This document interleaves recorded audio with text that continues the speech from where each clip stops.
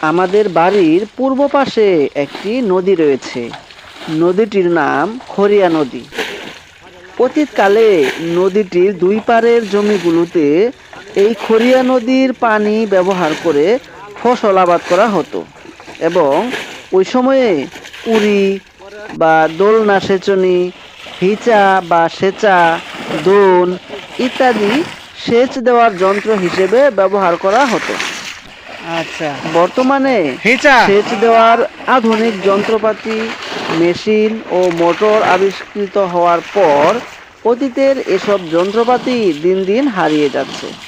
তো আজকে সেচ দেওয়ার প্রাচীন যে যন্ত্রটি দেখতে পাচ্ছেন সেটাকে আমাদের এলাকায় বলা হয় হিচা বা সেচা।